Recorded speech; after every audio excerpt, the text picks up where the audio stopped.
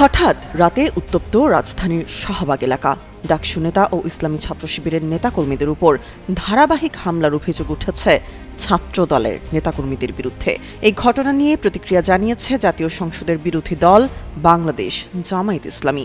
তীব্র নিন্দা জানিয়ে দলের পক্ষ থেকে নিজেদের বিবৃতি দিয়েছেন জামায়াতের সেক্রেটারি জেনারেল মিয়া গোলাম পরোয়ার। বিবৃতিতে তিনি বলেন, বৃহস্পতিবার সন্ধ্যায় শাহবাগ থানার ভেতরেই ডাকসু নেতা মোসাদ্দিক আলী, এবি জুবায়ের এবং নারী নেত্রী জুমার উপর হামলা চালানো হয়েছে। ঘটনার সূত্রপাত হয় ঢাকা বিশ্ববিদ্যালয়ের শিক্ষার্থী আব্দুল্লাহ আল মাহমুদের নামে একটি ভুয়া আইডি থেকে গুজব ছড়ানোকে কেন্দ্র করে। সংশ্লিষ্ট শিক্ষার্থী বিষয়টি অস্বীকার করে নিজের পেজে পোস্ট দেওয়ার পরেও তাকে বিভিন্নভাবে হুমকি দেওয়া হয় বলে অভিযোগ করেন তিনি। বাংলাদেশের প্রথম 5D AI ইনভার্টার যুক্ত সর্বোচ্চ বিদ্যুৎ সাশ্রয়ী যমুনা এয়ার কন্ডিশনার।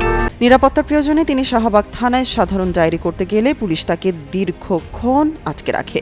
খবর পেয়ে ডাকসুর সমাজসেবা সম্পাদক এবি জুবায়ের, সাহিত্য সম্পাদক মোসাদ্দিক আলী এবং নারী নেত্রী জুমা থানায় পৌঁছালে সেখানেই তাদের উপরও হামলা চালানো হয়। পরিকল্পিতভাবে শিক্ষাঙ্গনগুলোতে অস্থিতিশীল পরিবেশ তৈরির একটি চেষ্টা করা হচ্ছে বলেও অভিযোগ করেন মিয়া গোলাম পরোয়ার।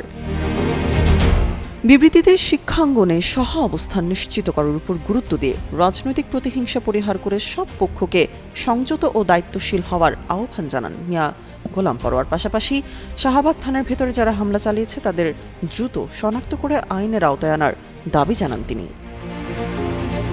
তামান্না তাবাসসুম শ্রেয়া, যুগান্তর নিউজ।